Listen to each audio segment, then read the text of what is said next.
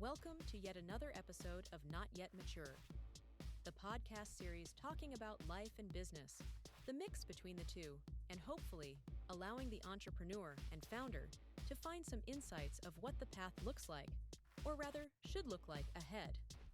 XCAP has a vision that the ethical business that is formed around servitude and relational transactions should be given the advantage to exit the finite space and enter the infinite games. This, collectively, is our mission and our goal. Without further delay, let's dive into today's chat. Here with me, your host, founder of Exemplo Capital, Dion Richter. Like and subscribe. You know, the usual.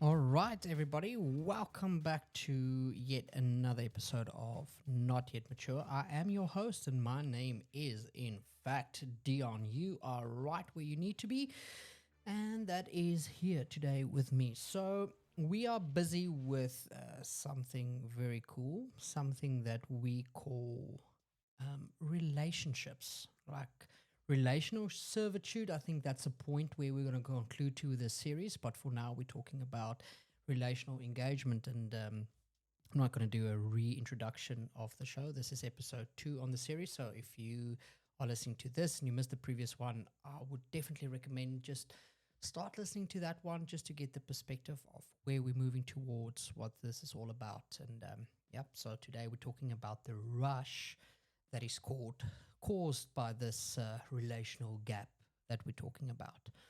So something that I did mention in the previous episode that I'm going to quickly just re-mention again today. Most of this was born in the period of November, December, right? As we were moving to the Western Cape and I needed to re-engage with networking events, go to a couple of events here to really understand the culture, even though it's the same country. I truly believe as a business consultant, you consult in the expertise of a company's culture, right? So culture is very important to understand and grasp from the get-go, from the beginning. So the first thing that I do want to talk about is the fact that when I was at this tech week, I listened to a keynote, and specifically in that keynote, I don't remember the speakers, apologies about that, but I do remember that it was representation of Microsoft, Meta, and I want to say Google, but in any case, it was major corporations talking about AI in the tech industry. And as I looked around me in the audience, I see that everyone was so disengaged. Now, you pay 60,000, yes, 60,000 Rand to be there. And these people are sitting there on their mobile devices and, yes, not taking notes, not doing anything else, busy with social media, social conversations, posting their hashtags as they entered the building and things like that. And I'm all for that. I'm 100% aware that we live in the influencer era. I'm all for that social media space. I'm not against it. So don't say, I'm not going to listen to Dion because he's all against it. It will be kind of hypocritical because already we are, I think we already utilizing that space. And I'm quite young, I would say, utilizing that space even with the podcasting. So I'm not against it, right? But in that environment, you're sitting there with these influential people that's going to shape your country, your continent, and the effects that they're going to have is the effects of your future and your kids' future. And I believe truly that if you were there with the right vision, you needed to be engaging while you listen, right? But I think we've lost that. I think we've lost the ability to do that. And we're going to talk about that exactly today. So I was sitting around looking at people and they were just completely on their phones. Like people were relationally disconnected from the person next to them, not even to talk or mention about the people on the stage. Now, I don't know if you guys can remember this, but there was a time that work stayed at work. And I don't think it's that applicable in our age, but definitely in our parents. Like you could definitely remember that. Um, and obviously, technology does have its place. And what happens is the flip side of it, or not the flip side, the downside of it is the fact that we bring work home. We really engage with work at home. And just as an analogy, the same thing happened with bullying at school, right? So this in when I grew up, I was bullied at school. So here's how it worked.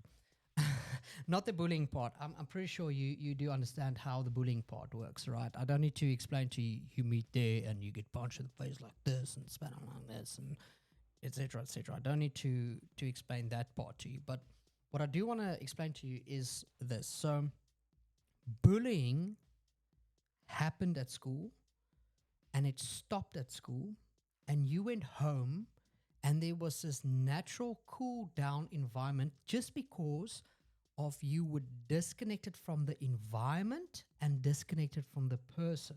And because of that disconnection, that normal cool down period that happened allowed for things not to be 100% fine the next day, but it was in a calmer environment. Statistically, you would see today the biggest reason of school suicides is because of the verbal and social bullying that continues after the physical abuse. That never used to be a problem because there was a disconnection. Today, we see that bullying continues at work. It's no longer a recess bullying with some awkward moments in between school for 2 or 3 hours. It's now a 24/7 thing. It continues on social media. It gets added on social media. It gets just, just fuel on the fire on social media.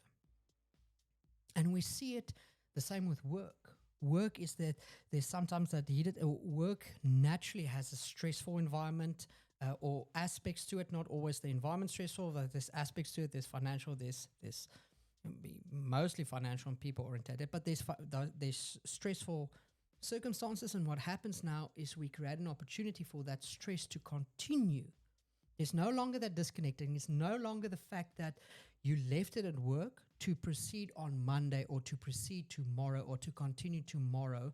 Yes, by doing that, there was some form of stress at home. You'd still think about it, but that environment stayed in the environment. You didn't take it with. So, separate environments allowed for natural cool downs with work, with bullying, with anything like that. A separate environment means that there's no stimulation on the stress factor that should be there. And this is kind of where I'm going to play both advocates today, because there's the pro of tech and then there's the big con. The pro of being connected and the con of being connected.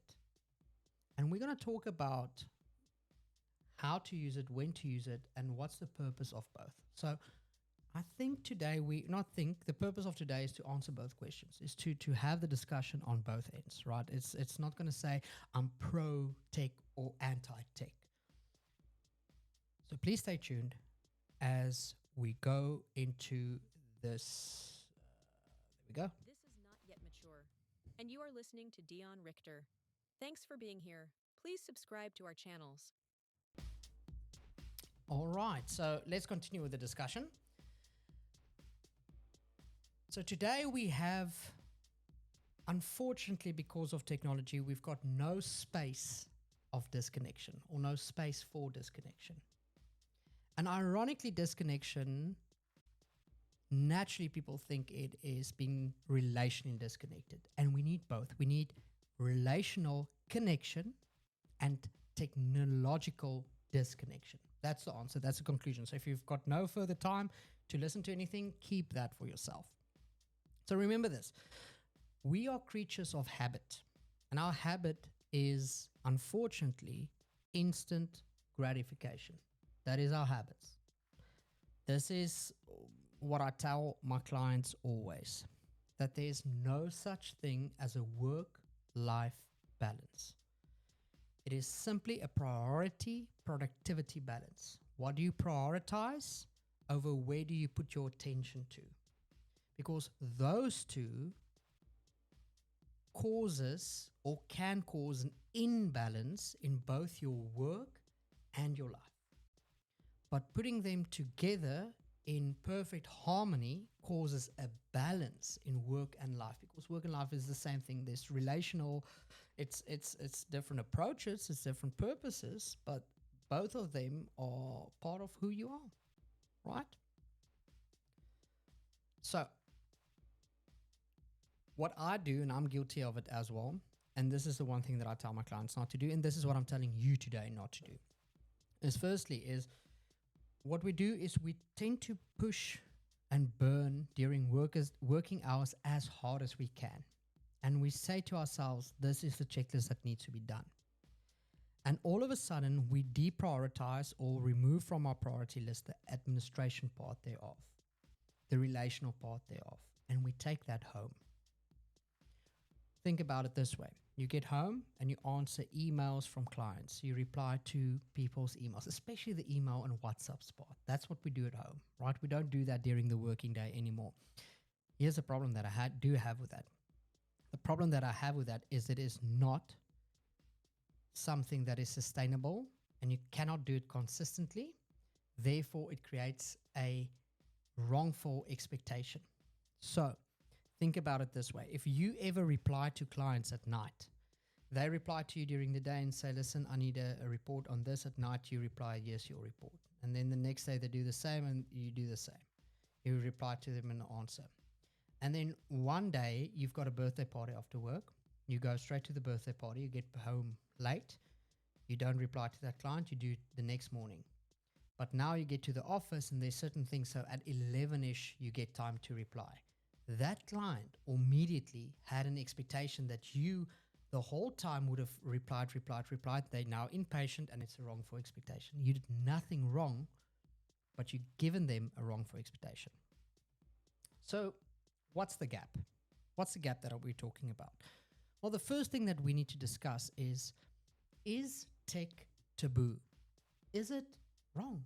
Is it something we should distance ourselves from? And the analogies that I want to use is mostly between school and business. All right. So if you are in the university sector, I would kind of want to rather relate with the school. And if you in actual business trying to sell, I would relate to the business side. If you're in between, see which analogies suit you best. But that's kind of the one thing that I would say that you definitely need to put your mind at ease or towards. So it's 2025, right? And we are with AI, the era of AI. Now, the direction and the speed of AI is unavoidable. The direction and speed of technology is unavoidable. You cannot not be a part of it. It cannot not be a part of your life. It is impossible. But is it a get with the program Karen type of topic? Is it like you need to accept it as it is, use it for what it is, and not let it bother you and continue with your life? Or is it something that should bother you, that you need to kind of object to, if you get what I'm saying? And the answer is, it doesn't need to be something that you just need to accept and get with the program with Karen as it is, right? I like to see in this example, to use tech as the example of money. If I read, there's this famous quote, and guess what? It comes from the Bible. This famous quote that says, the love of money is the root of all evil. So many people has used that in saying money is the root of all evil. The Bible didn't say that. money cannot be good or bad. It is what you do with money that can be good or bad, right? That's the difference. So, like money in itself, the same with technology, we cannot say. And that's so many discussions out there in the schools, especially in the schools. It's like, should we allow for tech? Should we allow for this? Oh, technology, technology, technology. You cannot say technology is bad and then love the mere fact that you can tap and pay with your phone. It is what technology does. It's what you do with it. It is in the possessors or the person's got possession over this thing's hands, whether it is a good thing or a bad thing. It is the use thereof. So take let's answer this straight from the bat, because we're going to have some division here, right? So tech is not taboo.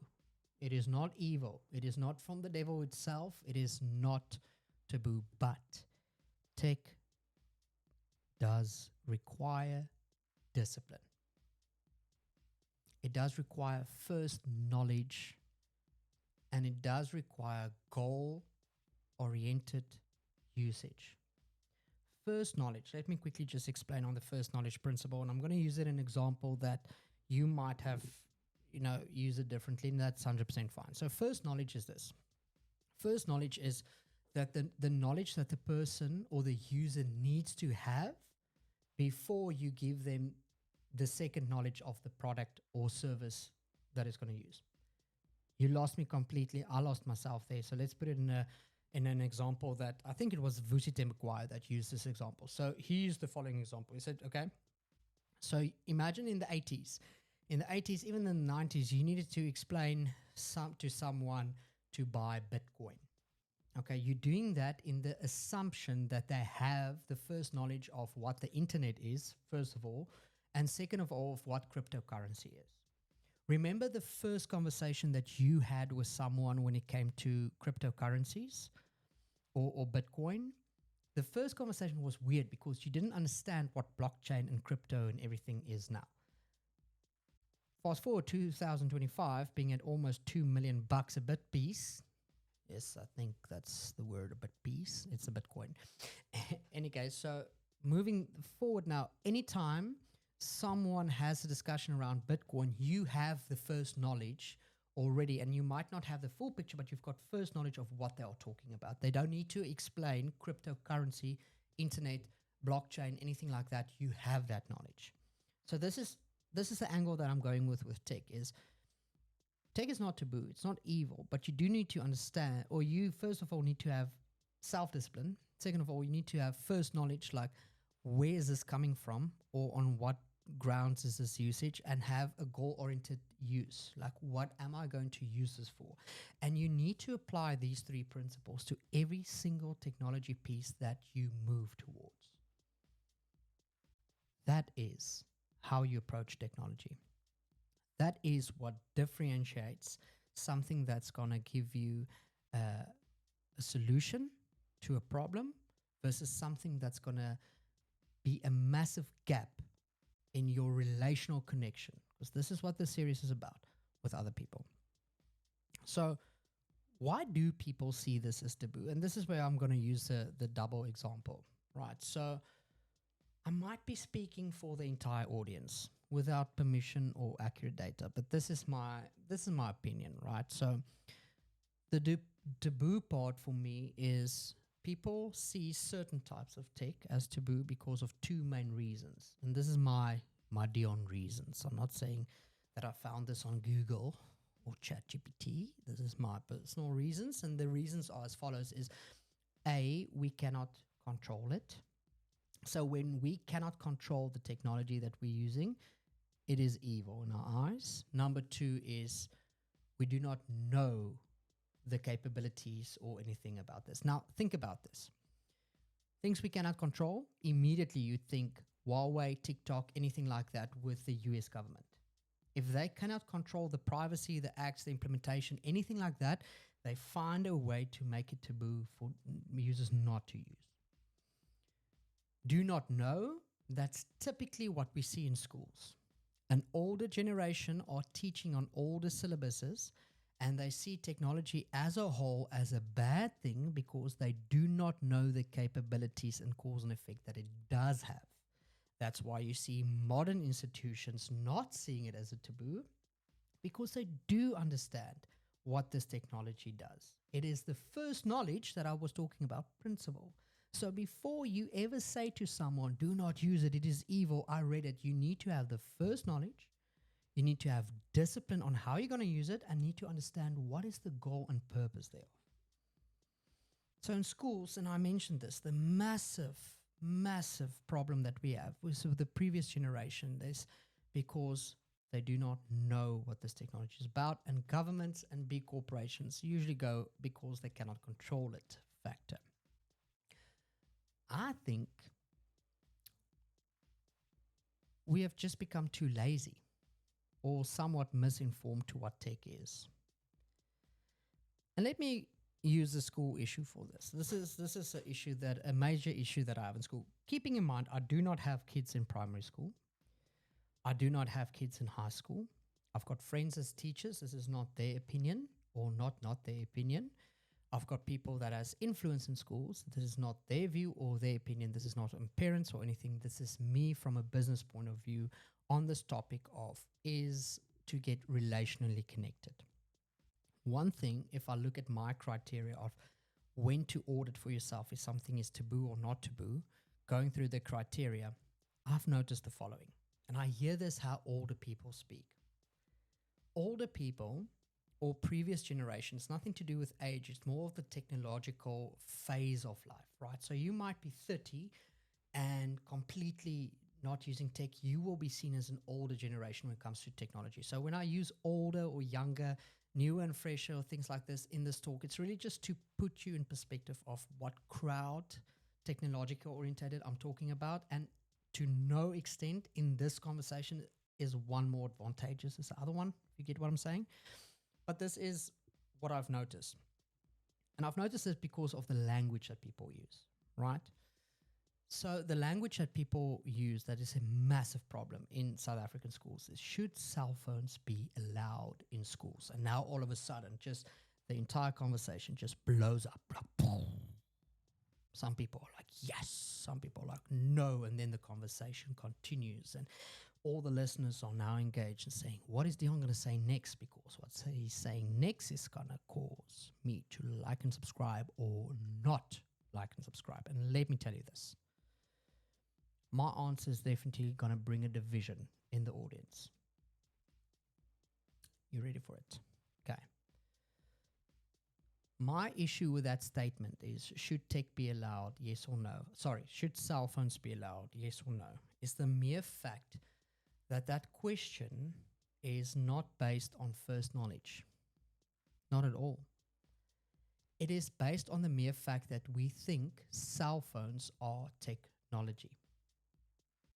Cell phones are the intro of technology. And because we sit with that solution that we want to bring in, we bring a division amongst ourselves, because some people say, I need to reach out to my kids. I need to schedule things. This is how we communicate. This is what they're using in universities. Do you want them to be technological disadvantage? And then some say, yeah, but this is what's distracting them from friends. And people can't talk anymore. They're the whole time like this on their phone. And that's the conversations. And let me pause you to say this. Number one, cell phones do not own the criteria of tech. It is merely a technological device. There's my advice for the device. So for me, to address any problem in business, we need to address the issue. And the issue is, and address it as accurately as possible. And here's the issue. First of all, and here comes the division. Yes, cell phones, laptops, tablets should 100% without any doubt, according to me, be allowed in schools. 100%. I'm talking about high schools, primary schools, things like that, debatable. I'm not talking about that. I'm talking about, generally speaking, schooling systems, high schools to university, 100% it should be used. It should be allowed. Sorry for the division, but here is to put some perspective to the other part of this conversation as well. You see, cell phones in itself is not the issue. As a matter of fact, a cell phone is a gateway to all these advantages of technology that we do have. The issue is not the cell phone. Cell phones can let you excel in learning 100%. The issue is the school's value system and regulations around phones. Because you're trying to sit here and tell a teenager, don't be on your phone in my class. Don't be on your phone. Okay, fine. Should we not have a value system that elaborates? Because here's the number one issue is, regardless of your stance as a school or an institution or a business or anything like that, is, and we're going to talk about habits and cultures and value systems later on in Not Yet Mature seasons when we talk about that. And I really want you to listen to those, where we talk about you cannot influence, or you can influence the individual, but the individual will never change the habitat. It's the other way around. We're going to talk about that quite a lot, right? So, but I'm going to use some of that first knowledge principles just to get to my point. Okay, so there's two problems of having phones in schools, and it's not the phone itself, it's what's on the phone. First of all, is the major problem we do have is the attention span reduction caused by technology, and that's any technology. That is not a school problem, that is a human dopamine problem. That is why I say the only solution to that is relational connections. That's it. But the biggest problem that I do have, and the biggest thing that I say I can't understand why this is not the first priority, is it should be banned in schools to have social media on your device in the school. That should be the value system. That's 100%. Maybe the biggest step of the problem is not because of a phone, because of social media. You can argue as much as you'd like that your phone is needed in school. I would say on both arguments, you'll win a point. You'll win a case. On both arguments. Yes, it is. No, it isn't. When it comes to communication, 100% it needs to be there. When it comes to the possibility of excel learning, 100%. We live in a technological age, 100% it needs to be there. But the one thing that you cannot convince me otherwise is the mere fact that we do not need social media in school. We do not need that. And it is surprising that our governments, or our government and our schooling body, private and government and whatever you want to call it, hasn't come together to say, yes, we 100% agree that let's not ban cell phones or fight that battle. Let's start the battle with fighting the technological apps accesses on those mobile devices. And let me just say where I've noticed this major respect. First of all, Australia. Australia now brought in a rule in Australia that under the age of 16, you are not allowed to have social media. I think it's brilliant. I think it's a brilliant, brilliant, brilliant rule. And to the extent, I don't care. I don't know to what extent it should be implemented, or I do know social media shouldn't be in school. Now, here's the other thing. Here's a problem that I do have, and this is kind of like my conspiracy theory that I do sometimes entertain myself with. I don't think it is possible without pushing against some of the corporate institutions. And let me give you an example. If you go to any, and I mean any cell phone provider, MTN, Vodacom, Cell C, Telkom, I don't care who, any of them, what is their selling point? Their selling point is obviously the latest technology, but their selling point to get you contractually involved is their bundle deals on social media. You get this amount of Facebook gig, you get this amount of Netflix data, you get this amount of what. So they do have control to limit and extend certain channels of media, like in Australia, right? They do have that. And they're selling this to a customer that's not paying, their parents are paying, first of all, but this is a major issue for me because this is not a selling point. And just to give you the biggest of the day for me, when I went to Tech Week at a different talk, different one that I mentioned earlier on, There was a talk where they had different delegates on stage. They had the Minister of Technology or Entrepreneurial Development or whatever. He was previously with the DA from South Africa. They had speakers from Kenya there. They had the lady that does a technological portfolio for, or entrepreneurial portfolio for ESCOM. I don't know what she did there, but in any case, it's a couple of people there. So the Minister of, I can't remember the portfolio, I want to say tech or entrepreneurial, it was definitely in those fields, of Kenya. She basically got a standing ovation afterwards. What Kenya is busy doing is just mind-blowing. So listen to this. There's two things that I want to mention. The first thing is, she said that they're busy rolling out fiber and 5G to the rural communities that has no internet. And I'm like, wow. And someone raised their hand and asked, like, what do you mean? What's your approach with this? They said, listen here, the developed areas in Kenya already has internet. Yes, not the latest, but they do have internet. So as we're rolling on the latest, why not give it to the communities that doesn't have, that's not connected yet, that's not connected to this technology? Let's do that. So in other words, they're thinking of a servitude act over a selfless money act while developing the same country. I think that's absolutely brilliant. That's the first thing. The second thing is very close to what Australia did to an extent, and 100% opposite of what our government with MTN, with Vodacom, and all those people are doing, the opposite.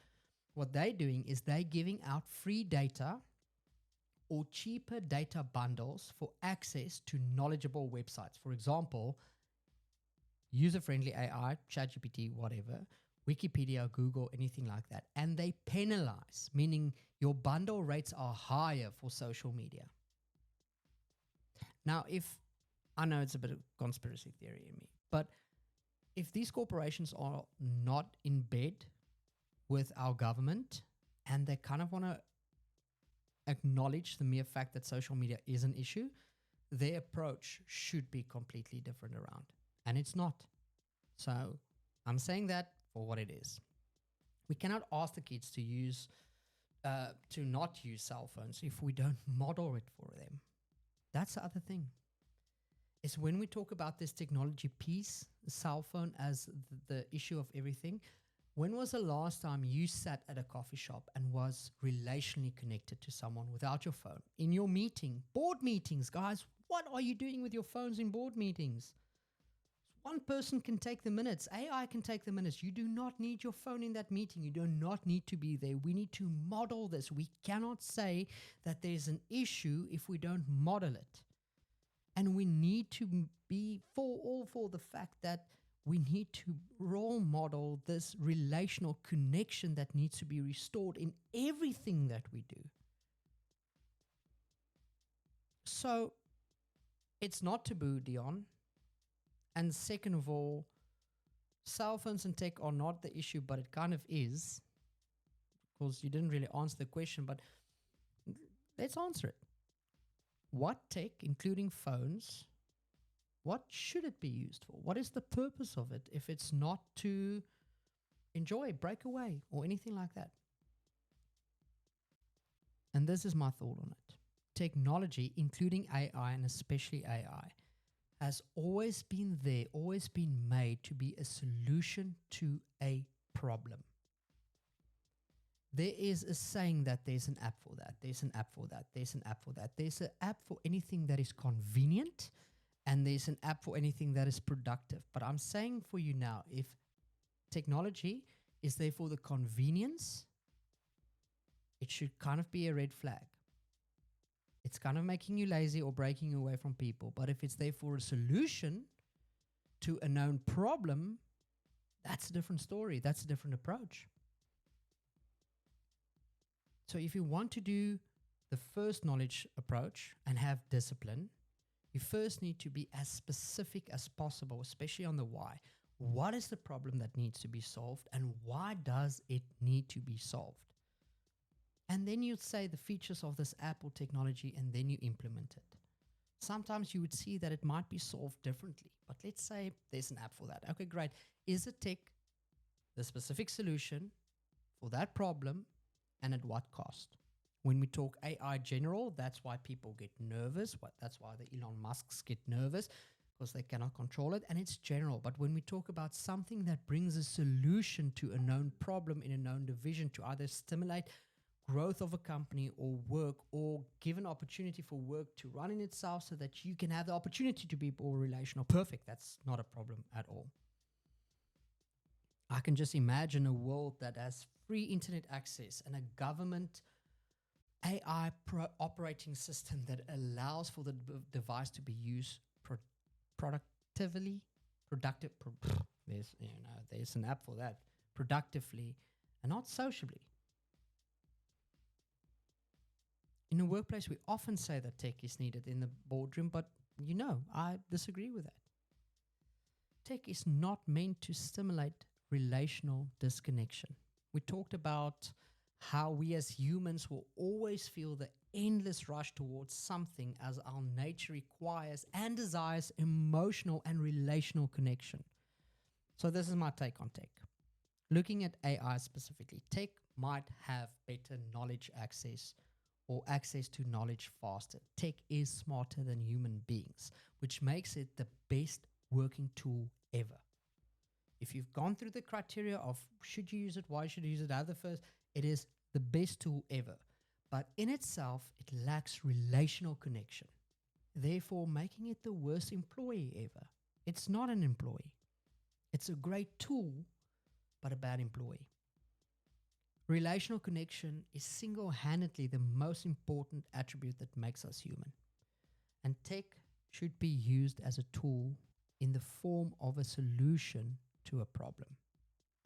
And please, parent, teacher, address the issue more clearly than just saying cell phones are the issue. And just to confirm this, people talk about, is AI and tech here to take away jobs?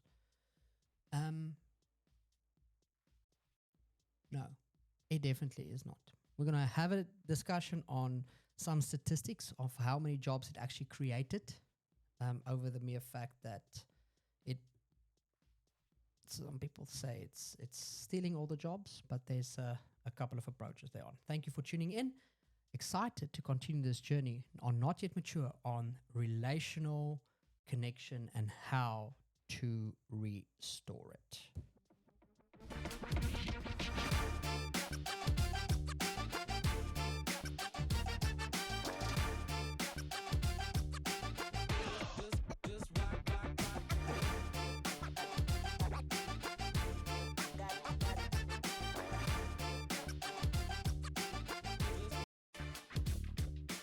This is Not Yet Mature, and you are listening to Dion Richter.